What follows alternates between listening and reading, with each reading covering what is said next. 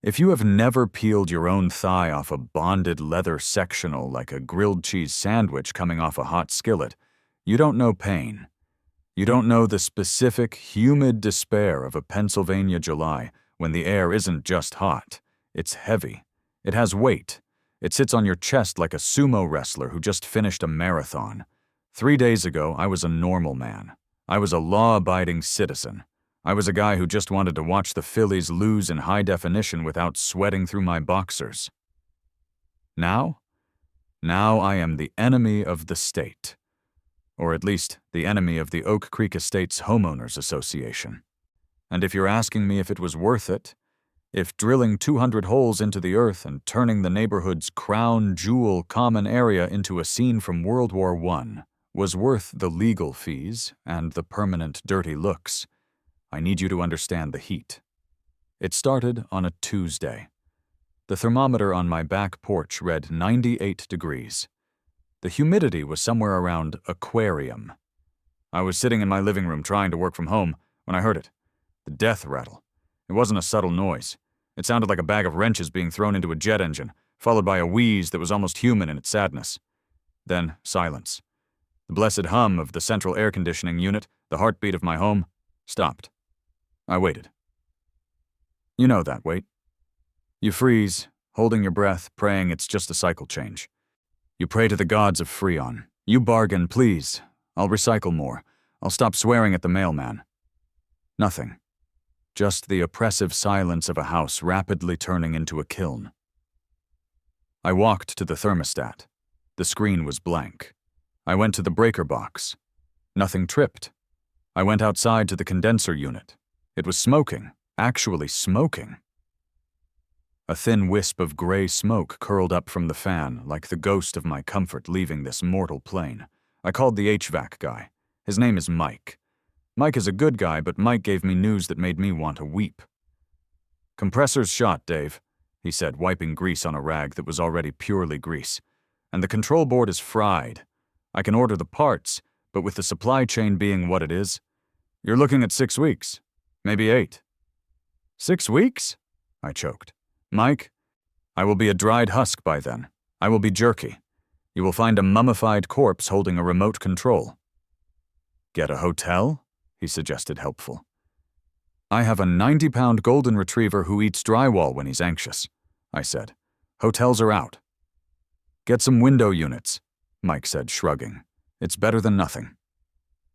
So I did. I went to the big box store. I fought a crowd of sweaty, angry suburbanites for the last heavy-duty window unit on the shelf. It was a beast. 12,000 BTUs of pure Arctic salvation. I wrestled it into my trunk. I drove home. I spent 2 hours nearly falling out of my front living room window trying to install it. I dropped 3 screws into the bushes. I scraped my knuckles. I swore words that are illegal in 3 states. But finally it was in. I plugged it in. I pressed the button. Whirr. Cold air. Beautiful, synthetic, life-affirming cold air blasted into my living room. I dragged my leather chair right in front of it. I sat down. I cracked a beer. I closed my eyes. I was in heaven for exactly 45 minutes. Then came the knock. It wasn't a friendly knock. It wasn't the rhythmic shave and a haircut of a neighbor returning a borrowed tool. It was the sharp, authoritative rap of someone who believes they have the moral high ground. I knew who it was before I opened the door. I could feel her aura. I opened the door. The heat hit me like a physical slap, and standing there, framed by the shimmering heat waves of the asphalt, was Brenda. Brenda is the president of the Oak Creek Estates HOA. She is a woman who wears floral blazers in July. She has a haircut that defies gravity and physics. A helmet of blonde ambition that hasn't moved since 1998. She holds a clipboard like a weapon. David? She said. She never calls me Dave. It's always David. Like I'm in trouble with the principal. Brenda, I said. To what do I owe the pleasure? I'd invite you in, but I'm trying to keep the cold air inside. She didn't smile. Brenda doesn't smile. She performs a facial muscle contraction that exposes teeth, but there is no joy in it. It is merely a baring of fangs. David, "We noticed an alteration to the facade of your property," she said, her voice dripping with faux concern. She tapped her pen on the clipboard. Click, click, click. "Alteration?" I asked, playing dumb. "I mowed the lawn yesterday. Did I miss a spot?" She stepped to the side, leaning out to look past me, pointing a manicured finger at my window. At my savior. At my AC unit. "That," she said. "That mechanical protrusion." "The AC unit?" I asked. "Yeah, my central air died. Parts are on back order. It's temporary." "It is in violation," Brenda said simply. I stared at her. Sweat was already starting to bead on my forehead just from standing in the open doorway. "Brenda, it's 98 degrees. The feels like is 104. My dog is lying on the kitchen tile, panting so hard he's vibrating." "I understand it is uncomfortable," she said, in a tone that suggested she understood nothing about discomfort. "However, Bylaw 1.4.2, section C regarding the aesthetics of street-facing facades is quite clear. No mechanical devices, auxiliary cooling units, or unsightly apparatus shall be visible from the street or neighboring properties." "It's a window unit," I said, my voice rising. "What? It's not a nuclear reactor. It's keeping me alive." "It is an eyesore," Brenda corrected. "It disrupts the uniform visual harmony of Oak Creek Estates. It lowers property values."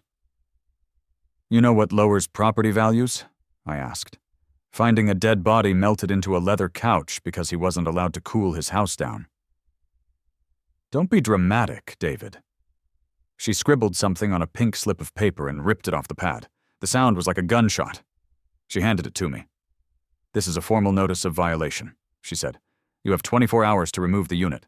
After that, the fine is $500. $500? I choked. "Per day," she added, "until compliance is met." "You can't be serious," I said. "Brenda, look at me. I am sweating through my shirt right now." "This is a health hazard." "We all have to make sacrifices for the good of the community," she said. She adjusted her blazer. She looked cool as a cucumber. I suspect Brenda is reptilian and actually thrives in the heat, absorbing the sun's energy to power her clipboard. "I suggest you get that central unit fixed." "I told you it's 6 weeks." "Then perhaps you should have purchased a service plan with priority status," she said. "Have a nice day, David." She turned and walked away. She didn't walk. She marched. She patrolled. She scanned the other houses, looking for a blade of grass out of place, a mailbox the wrong shade of beige, a child having too much fun. I stood there, holding the pink slip. The cold air from the window unit was hitting my back, mocking me. $500 a day.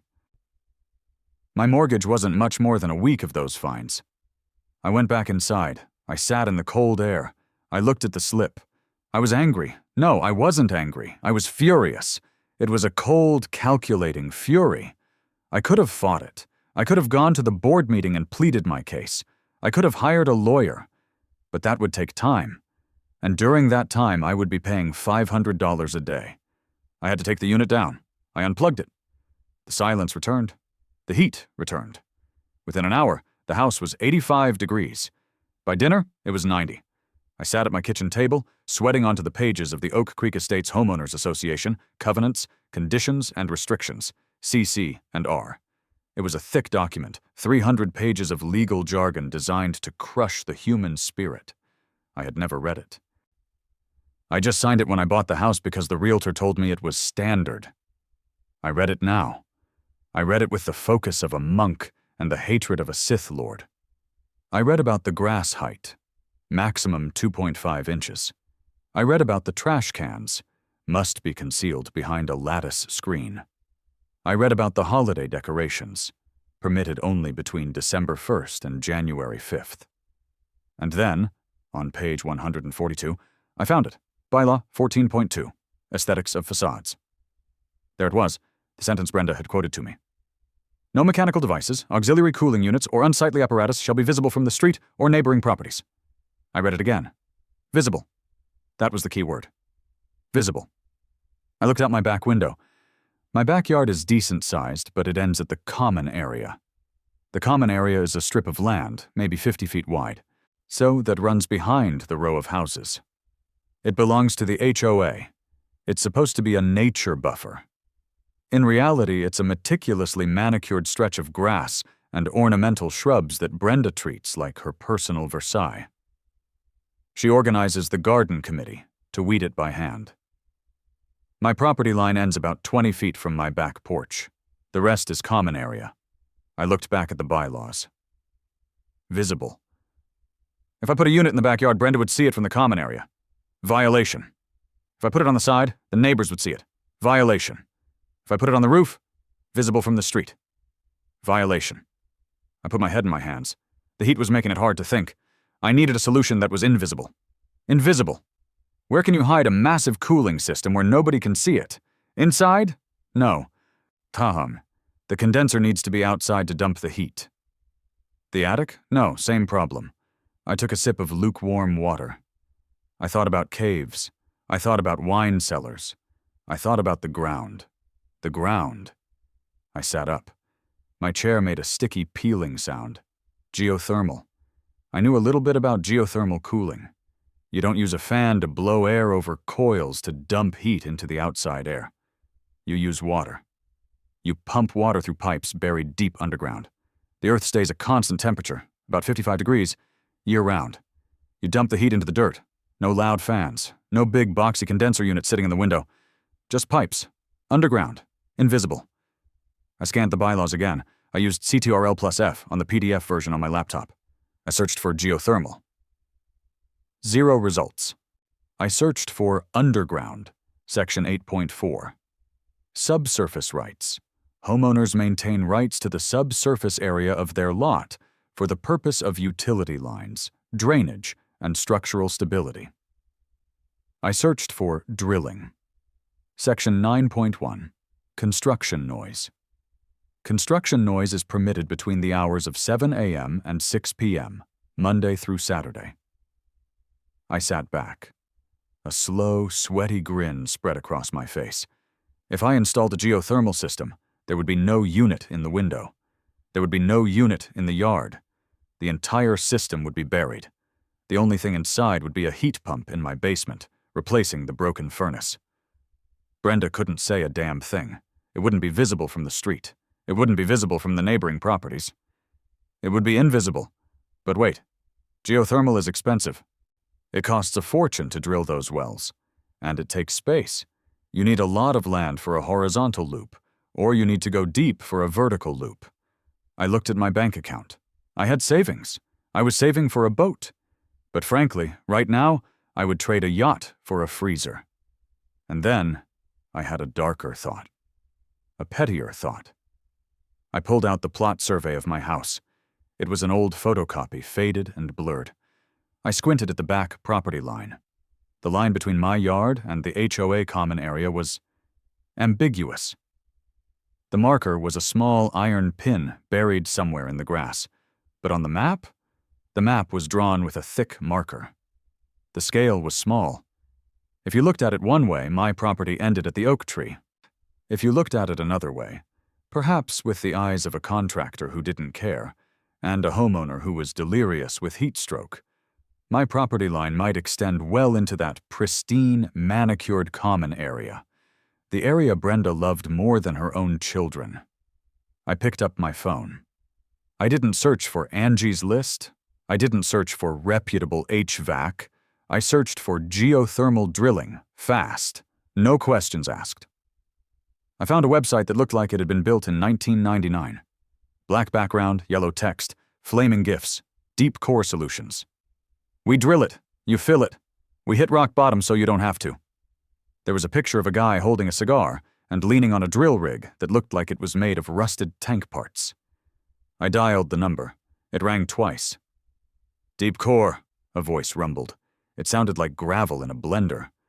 Yeah, hi, I said. My name is Dave. I have an emergency. I need a geothermal cooling system installed, a big one. We're booked out 3 weeks, the voice said. I have cash, I said, and I have an HOA president who told me I can't have visible air conditioning. There was a pause. A long pause. I heard the sound of a lighter clicking, then a deep inhale. You got an HOA problem? The voice asked. The tone changed. It wasn't business anymore. It was personal. She fined me $500 for a window unit, I said. She's wearing a blazer. It's 98 degrees. I hate HOAs, the voice growled. My ex-wife is an HOA president. She made me paint my truck beige. I want to go deep, I said. I want a vertical loop, and I need it done now. I can be there Saturday, the voice said. 0700 hours. Me and the boys. We'll bring the beast. The beast? You'll see. Send me the address. I hung up. I looked at the window unit sitting on the floor, unplugged and useless. I looked at the pink violation slip on the table. Okay, Brenda, I whispered to the empty, sweltering room. You want aesthetics? You want invisible? I'll give you invisible. I walked to the window and looked out at the common area. The prize-winning petunias were glowing in the twilight. The grass was like a green carpet. I hope you like mud, I said. The heat was still oppressive. My shirt was soaked, but for the first time in 3 days, I didn't feel hot. I felt cold, ice cold. Thursday and Friday passed in a haze of delirium. I didn't live in a house anymore. I lived in a slow cooker. I stopped wearing clothes. I stopped eating hot food. I subsisted on popsicles and ice cubes. I slept on the kitchen floor because the tiles were a grand total of 2 degrees cooler than the bedroom carpet. Every time I looked out the window, I saw Brenda. She was out there, patrolling the common area, deadheading petunias and inspecting the mulch for unauthorized weeds. She wore a different floral blazer each day. I became convinced she wasn't sweating. I was starting to believe the neighborhood rumor that she was actually a high-functioning cyborg sent from the future to ensure lawn uniformity. I stared at her through the blinds, clutching a bag of frozen peas to my forehead. Enjoy it while you can, Brenda, I rasped, my voice sounding like I'd been gargling sand. The storm is coming. Saturday morning arrived. I was awake at 5 a.m. D'ailleurs, mostly because I had stuck to the linoleum at 3 a.m. and peeling myself off woke me up, but also because I was vibrating with anticipation. I checked the HOA bylaws one last time. Section 9.1. Construction noise. Permitted starting at 7 a.m. I sat on my back porch, drinking lukewarm coffee, watching the digital clock on my phone. 6:58 a.m. 6:59 a.m. At exactly 7 hours, 0 minutes, and 1 second a.m., the earth shook. It wasn't a sound at first. It was a vibration. My coffee cup danced across the patio table. Then came the noise. It was the low, guttural roar of a diesel engine that had been modified to maximize horsepower and minimize the neighbor's will to live. I ran to the front of the house. Turning the corner onto Oak Creek Drive was a monstrosity. It was a truck, technically. But calling it a truck was like calling a great white shark a fish. It was a flatbed semi, rusted a color I can only describe as tetanus orange. It had exhaust stacks that reached for the heavens, belching thick black clouds of particulate matter into the pristine suburban sky. And on the back of the flatbed sat the beast. It was a hydraulic drill rig. It looked like an oil derrick had a baby with a tank. It was covered in mud, grease, and warning stickers that had long since faded into oblivion. The truck ground to a halt in front of my driveway. The air brakes hissed, psht, loud enough to trigger a car alarm 3 doors down. The driver's door groaned open. A boot hit the asphalt. A steel-toed work boot that had seen things. Terrible things. Out stepped Barney. He was a mountain of a man. He wore stained Carhartt overalls with no shirt underneath, revealing a tapestry of chest hair and tattoos that looked like prison schematics. He had a hard hat that was more scratch than yellow, and clamped firmly between his teeth was a cigar the size of a baby's arm. He didn't look like a contractor. He looked like the guy you call when you need to dispose of a haunted asylum. I walked out to meet him. I was wearing shorts and a Save the Whales t-shirt, looking like a sweaty accountant. He looked like he ate accountants for breakfast. "Dave?" he bellowed. His voice was deeper than the truck's idle. "That's me," I said. He looked at my house. He looked at the perfectly manicured lawn. He looked at the neighbors' houses, with their matching beige siding and identical mailboxes. He took the cigar out of his mouth and spat a flake of tobacco onto my driveway. "Smells like tyranny," he said.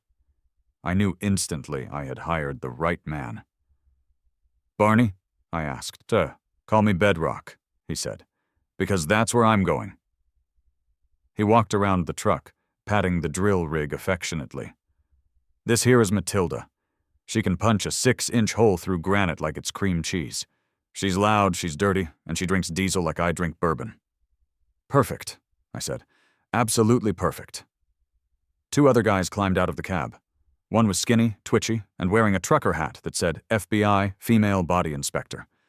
The other guy was shaped like a vending machine and moved with the same grace. "That's Skeeter," Barney pointed to the skinny one with his cigar. "And that's Tank." "Tank?" I asked. "He don't talk much," Barney said. "He just lifts heavy things." Tank grunted. It might have been a greeting. It might have been indigestion. "All right, boss," Barney said, hiking up his tool belt. "Show me the dirt. Where are we punching?" I led them through the side gate into the backyard. Barney walked with a heavy, deliberate gait, crushing my decorative hostas with every step. I didn't care. The hostas were weak. I needed strength. We stood on the back patio. The sun was already beating down, but Barney didn't seem to notice. He looked out at the yard, then past it to the common area. The sprinkler system had just finished its cycle, so the common area was glistening, emerald green and perfect. "Nice strip of grass," Barney noted. "Be a shame if someone aerated it." "That's the issue," I said. I pulled the folded, crumpled survey map out of my pocket. "I need to install a vertical loop system. I need cooling, massive cooling." Barney took the map. His hands were the size of catcher's mitts. He squinted at it. "Vertical loop," he muttered. "You want efficiency? You want 20 tons of cooling capacity for a 2,000 square foot house?" "I want to be able to store meat in my living room," I said. "I like your style," Barney grinned. It was a terrifying expression. "Okay, for that kind of BTUs, we need volume. We need loops, lots of them. Usually we drill 1 or 2 deep wells, 400 feet. But looking at your access..." He looked at the narrow side gate. He looked at Matilda, the drill rig, parked on the street. "Matilda is fat," Barney said. "She ain't fitting through that gate. We gotta take the fence down." "Take it down," I said. "Burn it, I don't care." "Right. But even then, getting her close to the house foundation is risky. Vibration could crack your slab." He looked at the yard again. "We need distance. We need to go further back." He pointed a calloused finger at the property line. Or where the property line should be. "Where's the pin?" Barney asked. "I can't find it," I lied. I had found it 3 years ago. I knew exactly where it was. It was buried under the hydrangea bush about 10 feet from where we were standing. "The grass has grown over it." Barney looked at the map. He looked at the yard. He looked at the map again. "This survey is from 1985, he said. "Is it?" I feigned ignorance. "It's what they gave me at closing." "And this line here." He traced the back boundary with a thumb that was covered in grease. "This line is drawn with a Sharpie. And on this scale, the thickness of this line represents, I don't know, 30 feet?" He looked at me. I looked at him.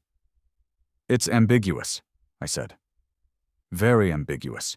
And if you look at the trajectory of the fence line from the neighbor's house..." I pointed to the neighbor on the left, whose fence actually did encroach slightly on the common area because he was a retired cop, and nobody messed with him. "I see it," Barney said. He didn't see it. There was nothing to see. But he saw me.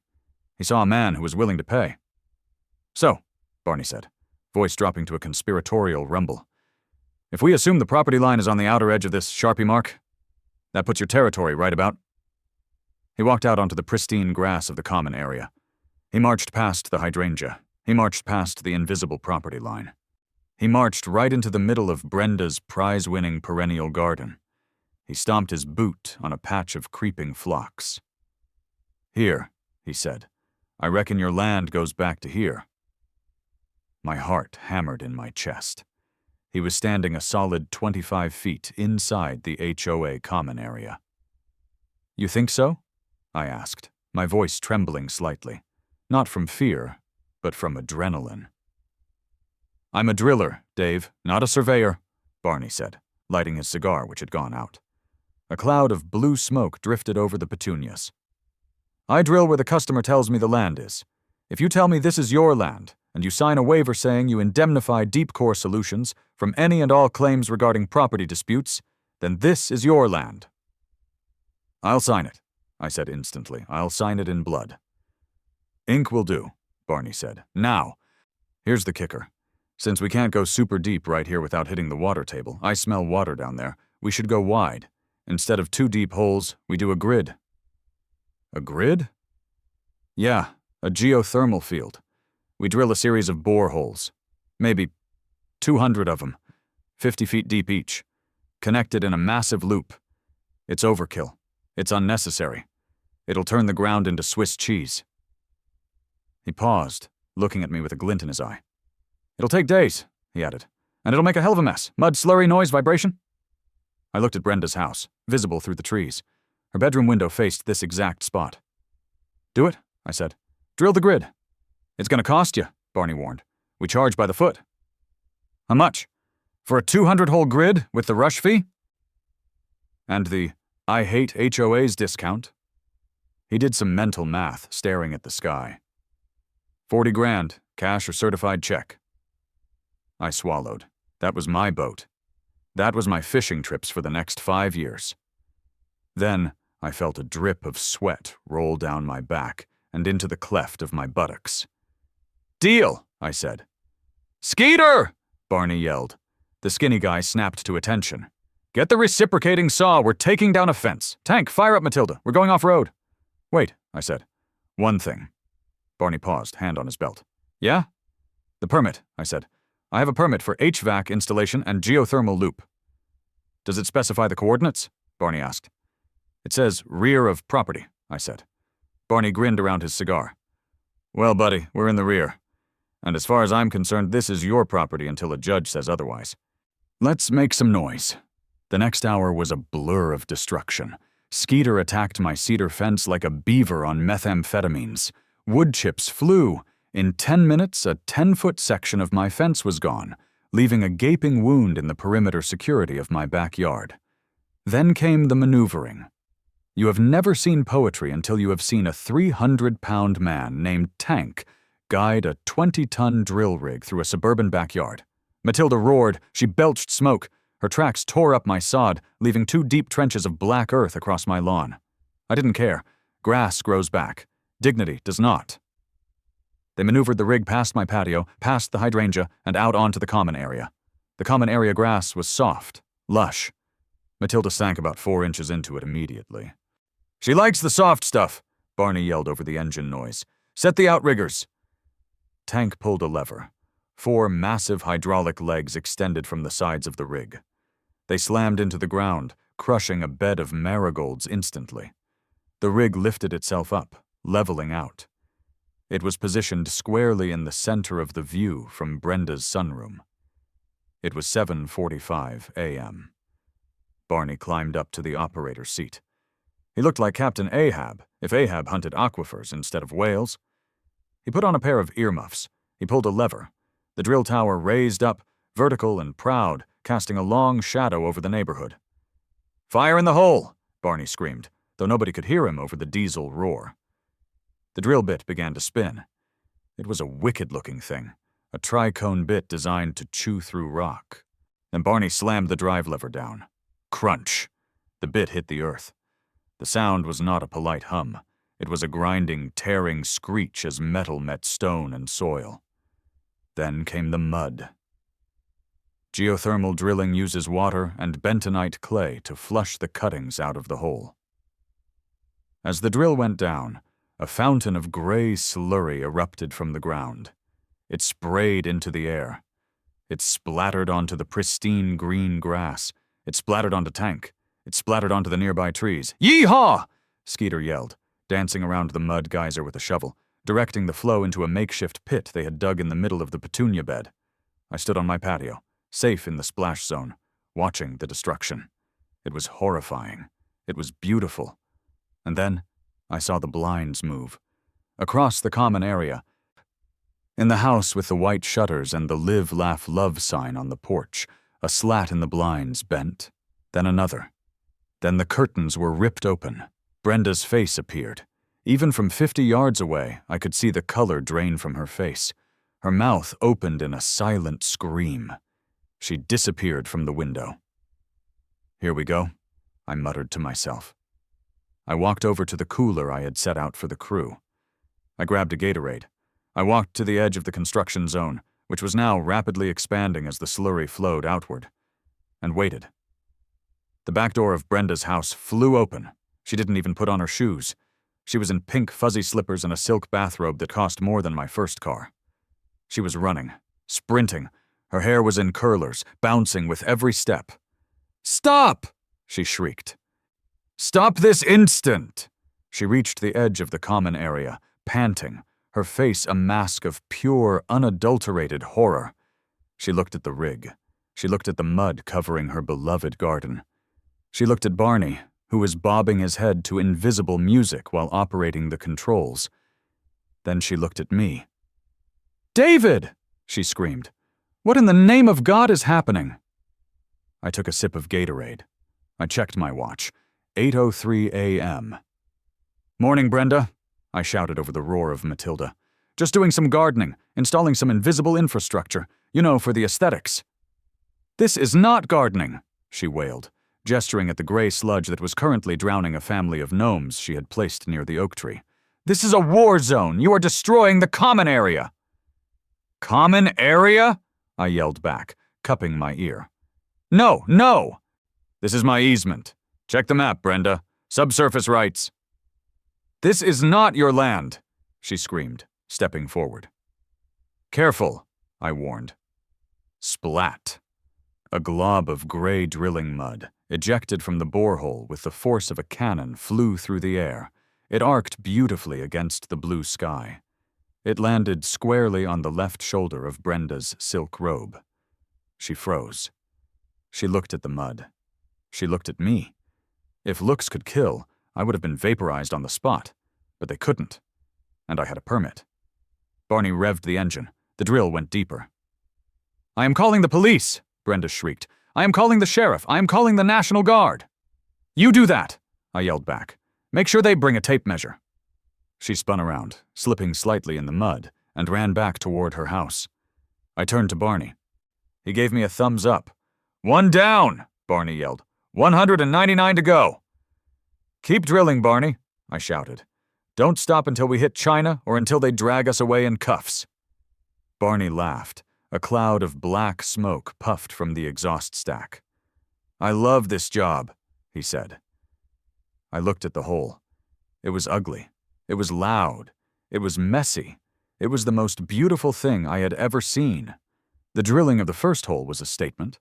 The drilling of the next 10 was an occupation. By 9 a.m., the neighborhood had woken up. Usually Saturday mornings in Oak Creek Estates are a symphony of quiet desperation. The gentle whir of electric lawnmowers, the distant bark of a labradoodle, the soft thwack of a pickleball paddle. Not today. Today the soundtrack was industrial apocalypse. Matilda, the drill rig, had settled into a rhythm. It was a violent, grinding rhythm.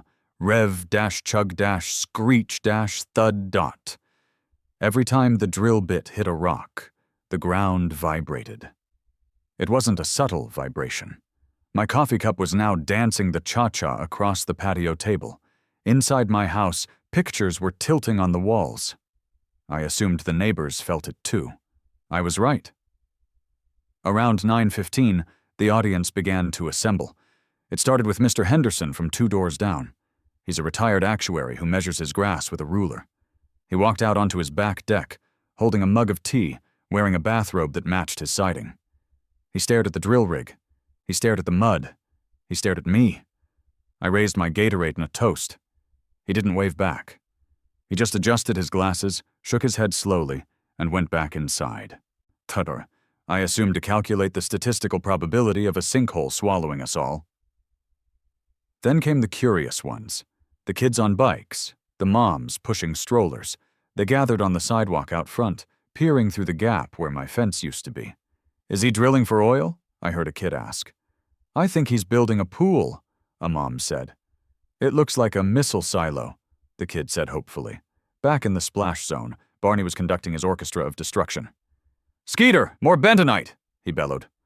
Skeeter grabbed a 50-pound bag of drilling clay and dumped it into the mixing hopper. Dust plumed into the air, coating Skeeter like a powdered donut. "Tank, add another rod!" Tank grabbed a 10-foot steel drill rod. It must have weighed 100 pounds. He tossed it onto the rig like it was a toothpick. He threaded it onto the drive head. Clang, clang, whirr. The drill went deeper. We were on hole number 4. The first 3 holes were just gaping maws in the earth, oozing gray sludge. The pristine green grass of the common area was rapidly disappearing under a layer of slick, gray mud.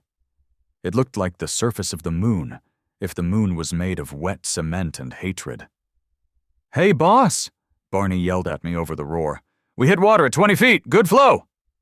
"Does that mean we can stop?" I yelled back. "Hell no," Barney grinned. "Just means the mud gets soupier. We gotta case these holes or they'll collapse. Tank, get the PVC." Tank began dragging 20-foot lengths of white PVC pipe from the truck.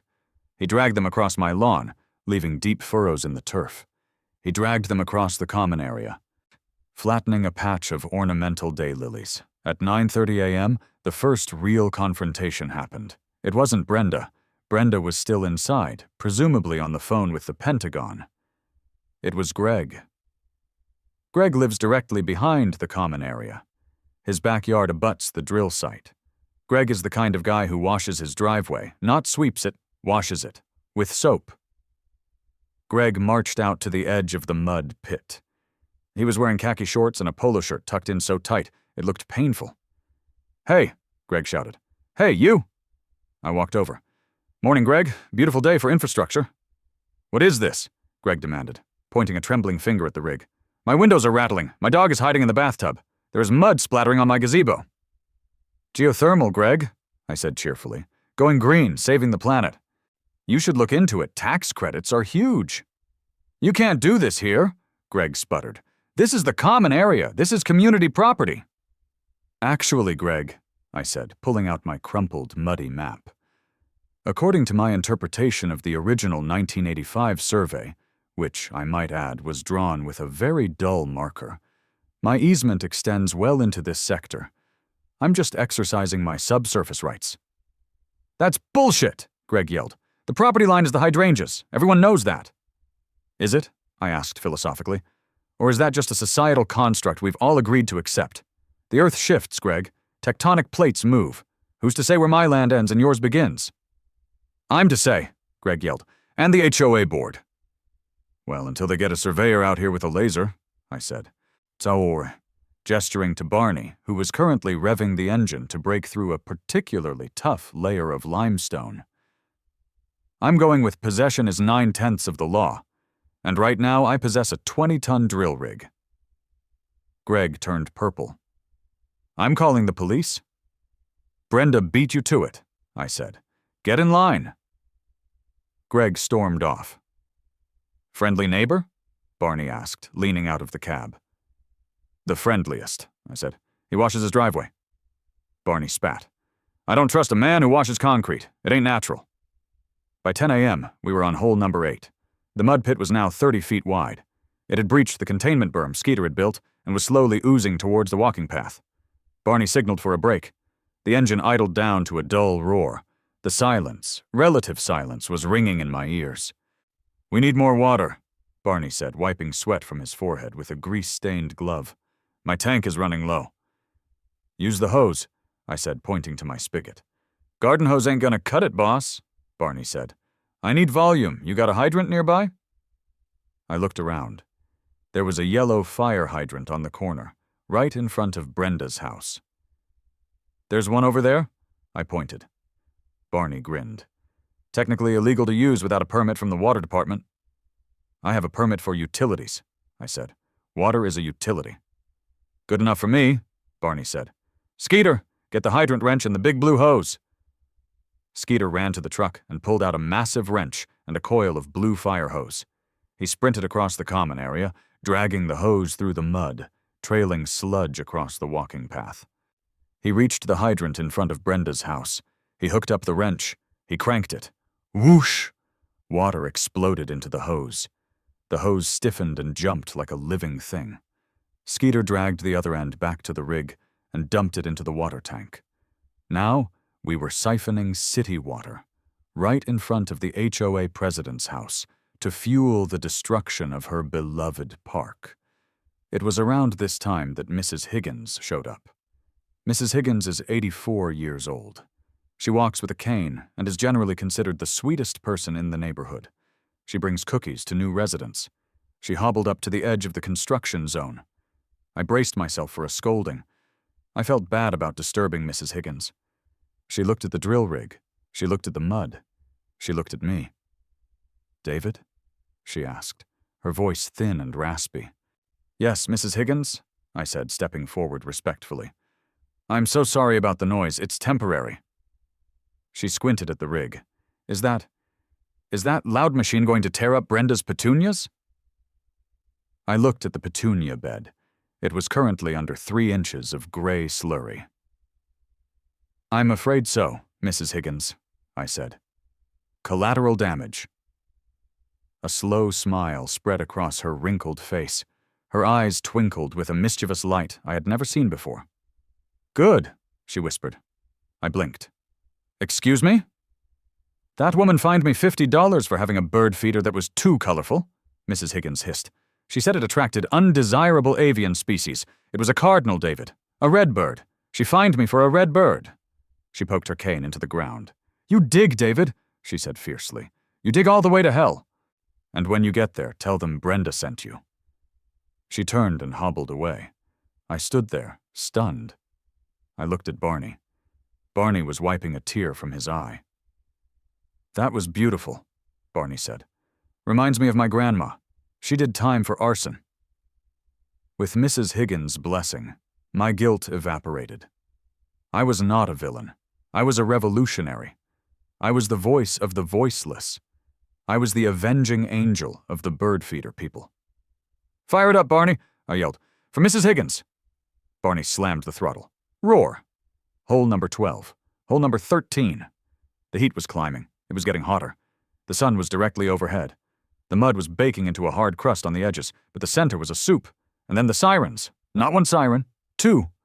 I saw the flashing lights reflect off the windows of the neighbors' houses. 4. A police cruiser turned the corner. Then another. They pulled up to the curb, right behind Barney's truck. The doors opened. 2 officers stepped out. One was older, weary-looking. Officer Miller. I knew him. He had come out last year when someone reported a suspicious individual walking a dog at night. It was me. The other was young, fresh-faced, hand hovering near his holster. Officer Miller adjusted his belt and walked toward me. He looked at the drill rig. He looked at the destroyed fence. He looked at the mud pit. He sighed. A long, deep sigh of a man who was hoping for a quiet shift. "Dave," he said. "Officer Miller," I said. "Hot one today, huh?" "It is," he agreed. "We got a call. Several calls, actually. A Miss Brenda, something. Said there was an act of domestic terrorism in progress. Said someone was drilling for uranium." "No uranium," I said. "Just geothermal cooling. Trying to stay compliant with the bylaws. No visible AC units, you know." "Right," Miller said. He looked at the rig. "Is that thing safe?" "Certified," Barney yelled from the cab. "OSHA approved, mostly." Miller looked at the mud. "And the mess?" "Temporary," I said. "Construction byproduct." Miller looked at his notebook. "She also claims you were trespassing on HOA property and destroying community assets." "Disputed territory," I said instantly. I pulled out the map again. It was now stained with coffee and mud. "If you look here, officer, the demarcation line is extremely vague. I believe I am within my rights." Miller squinted at the map. "This looks like a placemat from a diner." "It's a legal document," I said. Miller looked at the young officer. The rookie shrugged. "Civil matter, Sarge?" "Civil matter," Miller agreed. He turned back to me. "Dave, look, I can't stop you from drilling on your own property, but if you are on their property, they can sue you. And if you damage the infrastructure, that's criminal mischief." "I am exercising extreme caution," I said. At that exact moment, Tank tripped over a root and dropped a bag of cement mix. It exploded. A cloud of gray dust engulfed the rookie cop. "Sorry," Tank grunted. Miller rubbed his temples. "Okay, here's the deal. You have a noise ordinance permit?" 9.1, I recited. 7 a.m. to 6 p.m.? It's 11 a.m. Miller checked his watch. "You're good on time, but keep the dust down, and for God's sake, try not to bury anyone's cat." "Yes, sir," I said. Miller turned to leave. But then, Brenda appeared. She had changed. She was now wearing a tactical vest. Okay, it was a gardening vest with many pockets, but she wore it like body armor. She marched up to the cops. "Arrest him!" she shrieked. "Officer! Look at this. He is destroying the aesthetics. He is violating the sanctity of the Greenbelt." "Ma'am," Miller said tiredly, "he has a permit for the work. The property line dispute is a civil issue. You'll have to take it up with the courts." "Courts?" she screamed. "The courts take months. He is destroying it now." "I can't arrest a man for drilling a hole, ma'am," Miller said. "He's stealing water." She pointed at the hydrant. "Look, he's hooked up to the hydrant." Miller looked at the hydrant. He looked at me. "Do you have a hydrant permit?" Miller asked. I froze. "I have a general utility usage permit." "Does it specifically say hydrant?" "It implies it," I tried. "Disconnect the hose, Dave," Miller said sternly. "You can't use the hydrant." "Fine," I said. "Skeeter, cut the water." Skeeter ran to the hydrant and shut it off. "Thank you, officer," Brenda crowed triumphantly. "Now make him stop drilling." "Can't do that, ma'am," Miller said. "He can drill. He just can't use the city water." Miller got back in his car. "Keep it civil, folks," he said over the loudspeaker. Then they drove away. Brenda stood there, vibrating with rage. "You're done," she sneered at me. "You have no water. You can't drill without water. Your little rebellion is over." She crossed her arms and smiled. It was a terrifying smile. I looked at Barney. Barney looked at the rig. The tank was half full. Enough for maybe 2 more holes. "She's right, boss," Barney said quietly. "We need water, lots of it. Without the hydrant, we're dead in the water, pun intended." I looked at my house. I looked at the garden hose. It would take hours to fill the tank. We didn't have hours. I looked at the sky. It was perfectly blue. No rain. Then I looked at Brenda's house. Specifically, I looked at her backyard. Brenda had a pool, an above-ground pool, a big one. It was filled with sparkling, crystal-clear water. I looked at the survey map. I looked at the common area. "Barney," I said slowly, "does the rig have a suction pump?" "Sure does," Barney said. "Why?" "And does the definition of surface water drainage in the construction code allow for the redirection of standing water that poses a mosquito hazard?" Barney grinned. The cigar shifted to the other side of his mouth. "I believe it does, Dave. I believe it does." "Brenda," I called out.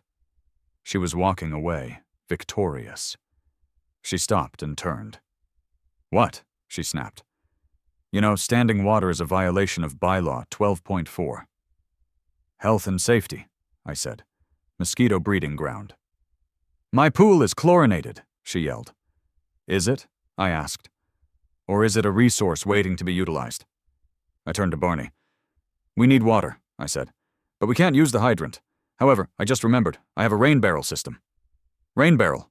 Barney asked, confused. "Yes." I pointed to the small plastic rain barrel under my gutter. It held maybe 50 gallons. "Use that." "That won't last 5 minutes," Barney said. "Just hook it up," I said, winking. "And maybe the hose accidentally falls into another water source while you're setting it up." Barney followed my gaze to the neighbor's pool. Not Brenda's, that would be theft. But the other neighbor, Mr. Henderson, the actuary. I walked over to the fence line. Mr. Henderson was still on his deck. "Mr. Henderson!" I yelled. He looked down. "I'll give you $500 cash if I can borrow 5,000 gallons of pool water," I shouted. "I'll refill it next week." Mr. Henderson looked at Brenda, who was standing in her yard, fuming. He looked at me. He looked at the $500 I was holding up, my emergency stash. He did the math. The actuarial tables in his head spun. "Make it 700, he said. "And you have to power wash my deck when you're done." "Deal!" "Barney!" I yelled. "Drop the hose in Henderson's pool!" Brenda shrieked. "You can't do that!" "Private transaction between neighbors, Brenda," I yelled. "Free market capitalism." Skeeter threw the suction hose over the fence. It splashed into the pool. "Suck it dry, Barney!" I screamed. The pump roared to life. The water flowed. "Drill, baby, drill!" Barney shouted. Matilda revved up. The bit spun. Hole number 14. The mud flew higher. The noise got louder. And then things got really out of hand. With the water supply secured via the Henderson Accord, $700 and a promise to pressure wash his deck, the energy shifted. We weren't just drilling anymore. We were campaigning. We were conquering. Barney turned to me, his face a mask of mud and determination. The cigar was gone, replaced by a look of pure, unadulterated focus. "Boss," he shouted over the idling engine. "We got water, we got daylight, but we don't have time. She's on the phone. I see her. She's calling in the big guns. We need to finish this before the cease and desist order arrives." "What's the play?" I asked. "Speed run," Barney said. "We stop trying to go deep. We go wide. Shallow loops. 50 feet down, move over 3 feet, do it again. We turn this ground into a radiator." "How many holes?" "Until we run out of pipe," Barney said. "Or until the engine blows. Tank, re-rack, we're switching to rapid fire." What followed was a display of industrial choreography that belongs in a museum. It was the Bolshoi ballet of drilling. Tank would slam a rod in. Barney would drop the hammer. Screech, thud. Skeeter would shove the loop in. They would pour the grout. Barney would lift the outriggers. Lurch the rig 3 feet to the left and slam them down again. Clunk, whir, splat. Hole 15, hole 16, hole 17. The mud pit expanded. It was no longer a pit, it was a lake. A lake of gray, viscous sludge that bubbled and hissed. The prize-winning petunias were gone. The decorative retaining wall was gone. The "Keep Off the Grass" sign had been sucked into the earth, a casualty of war. By 1 p.m., we had drilled 40 holes. The common area looked like a giant waffle iron. The crowd of spectators had grown. It wasn't just neighbors anymore. People from the next subdivision over were parking their cars and walking up. I saw a guy selling bottled water out of a cooler. I saw someone with a lawn chair and a bag of popcorn. I was standing near the rig, hose in hand. Washing mud off the control panel so Barney could see the gauges when the invasion force arrived. It wasn't the police this time. It was worse. It was the board.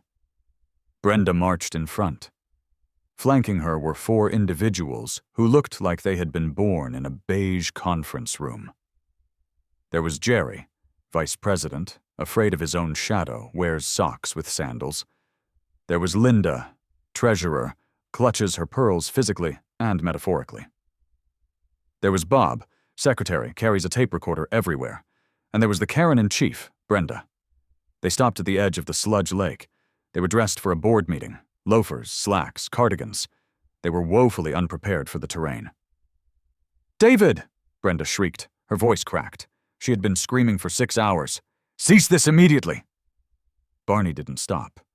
He didn't even look up. He was in the zone. I walked over to the edge of the mud.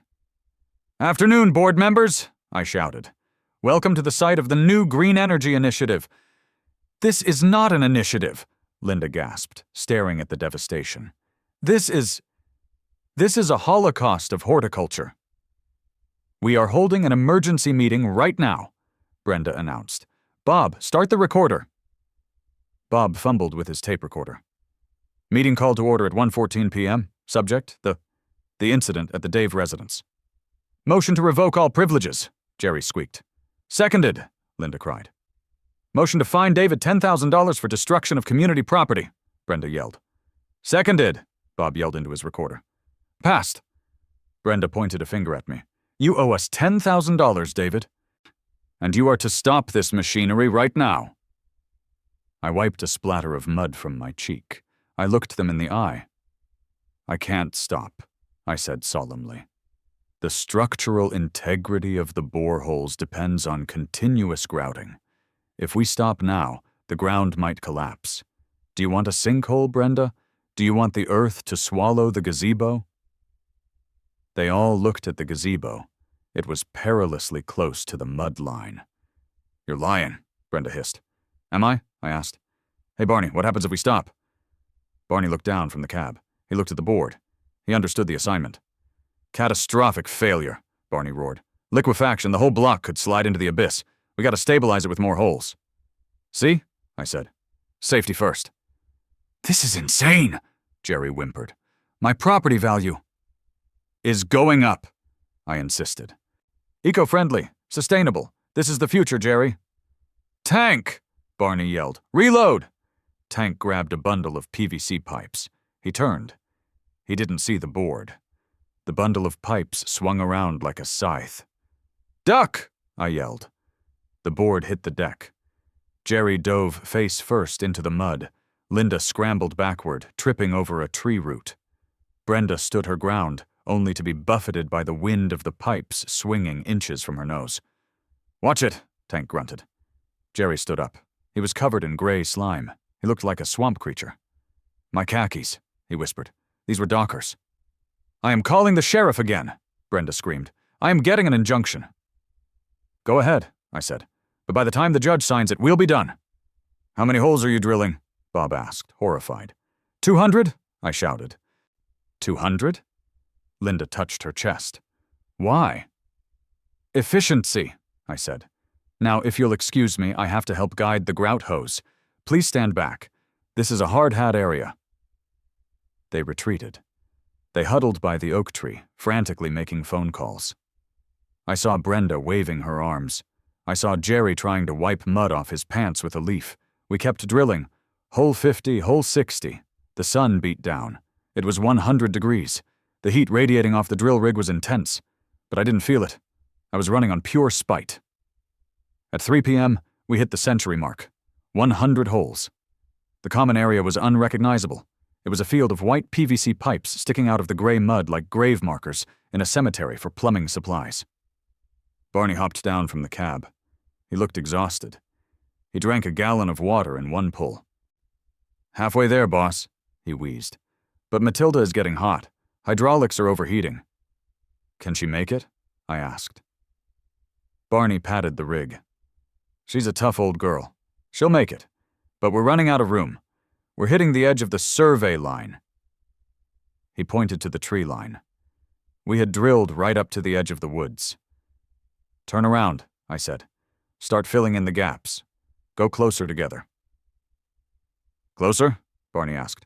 We're already at 3 feet. You want 2 feet? Make it look like a sieve, I said. You're the boss, Barney said. We started the second pass. The noise was relentless. The neighbors had stopped coming out to complain. They had moved to the acceptance stage of grief.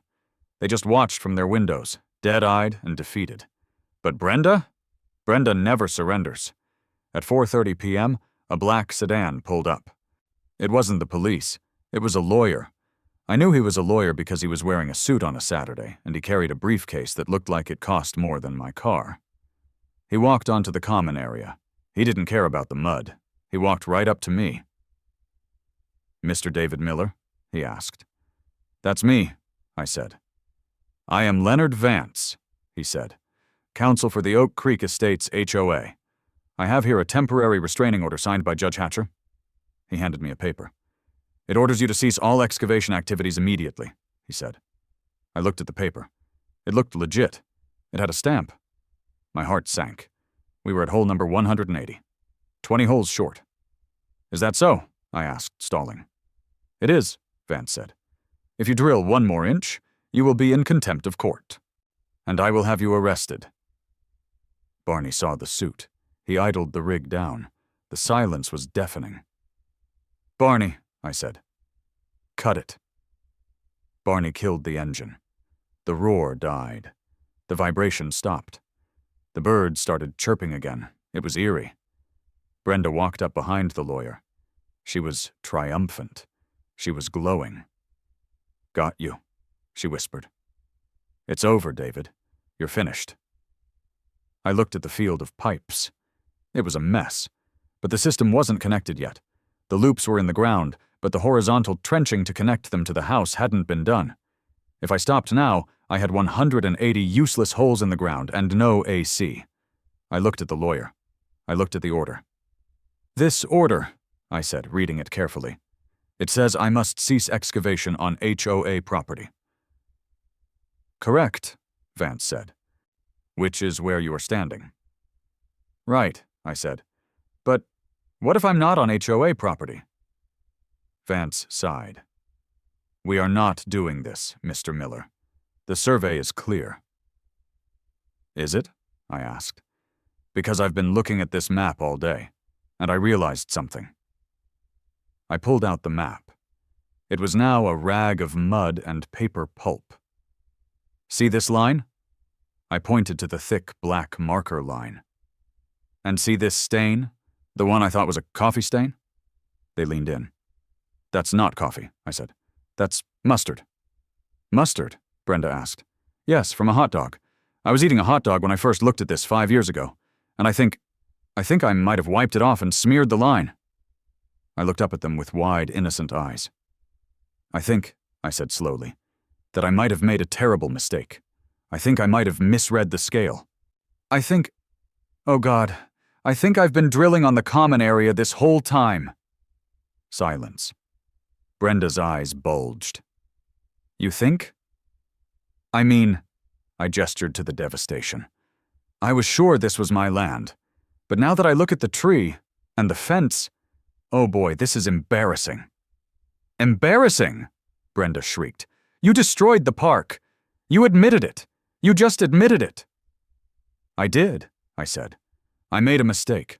An honest, good-faith mistake based on a mustard-stained document." "That is admission of liability," Vance said, pulling out a notepad. "We have you. You will pay for the restoration. You will pay for the legal fees. You will pay for the emotional distress." "Okay," I said. "You got me. I'll pay." They froze. They weren't expecting that.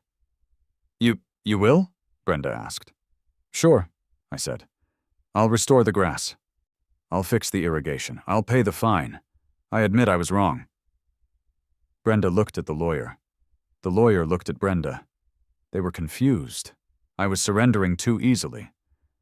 "But," I added, "since I have to restore the land, that means I have to fill in the holes, right?" "Obviously," Vance said. "And since the pipes are already in the holes," I said, pointing to the 180 PVC loops sticking out of the ground.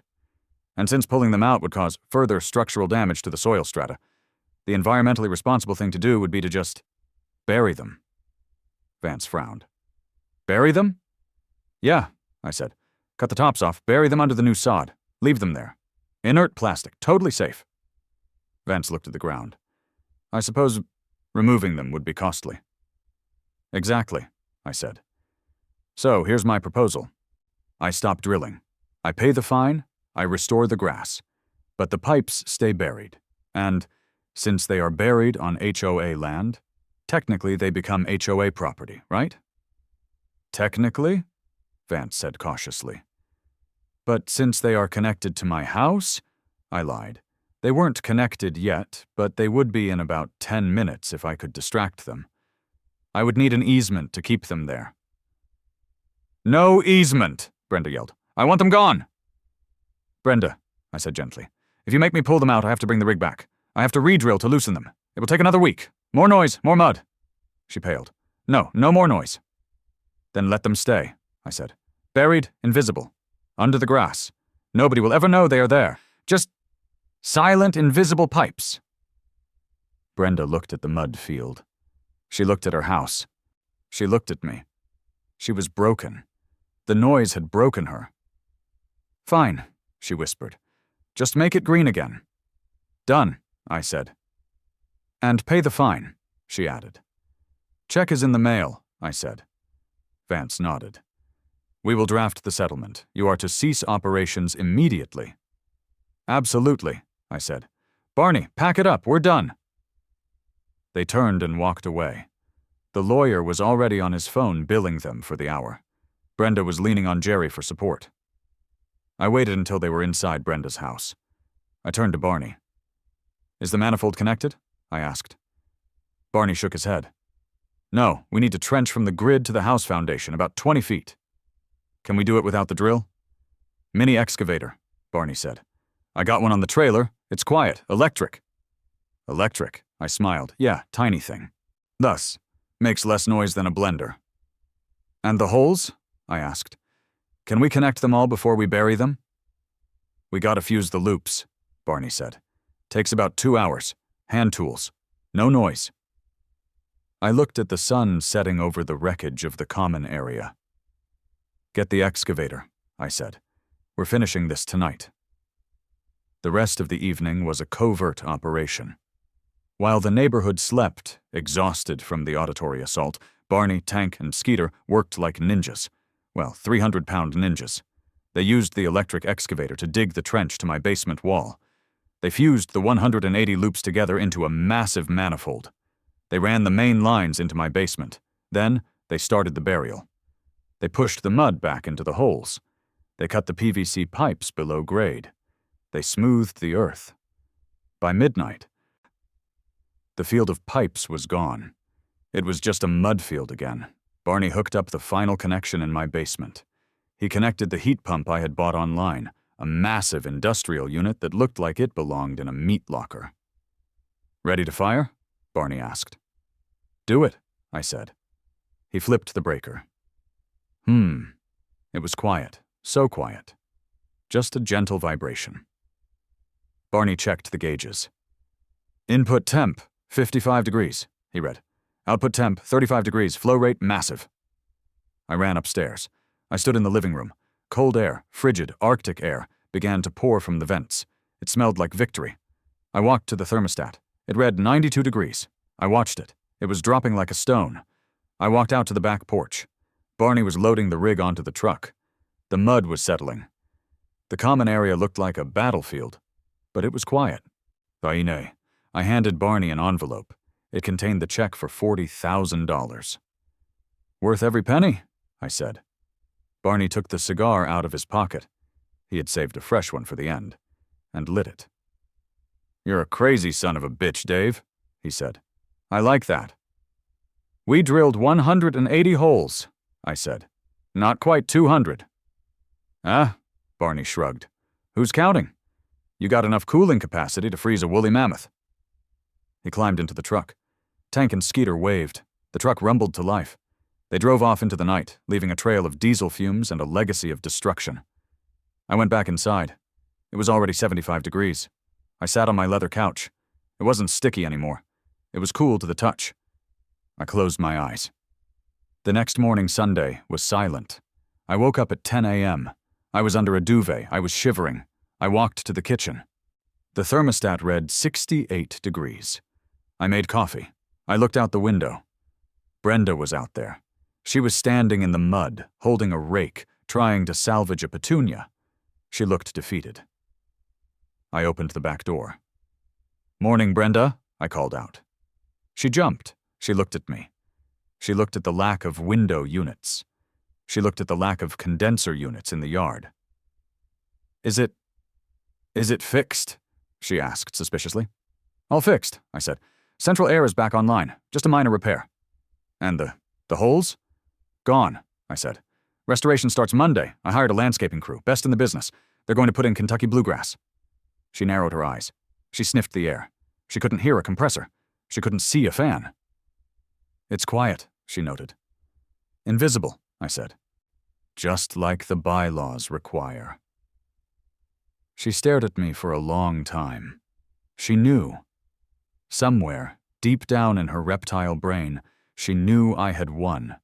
She knew I had turned her precious common area into a massive subterranean heat exchanger. She knew the heat from my house was currently being dumped into the soil beneath her feet, warming the roots of her future petunias by a fraction of a degree. But she couldn't prove it. Make sure the grass is the approved blend, she snapped. Fescue and ryegrass mix, I said. Standard issue. She huffed and turned back to her rake. I went back inside. I poured a fresh cup of coffee. I sat in my freezing cold living room. My bank account was empty. My backyard was a disaster zone. I was technically on probation with the HOA. But as I sat there, watching the condensation form on my mug, I smiled. I had drilled 180 holes in the earth. I had mobilized heavy machinery. I had siphoned a neighbor's pool. I had fought the law, the board, and the elements. And I had won. The house was cold. But the revenge? The revenge was sweet.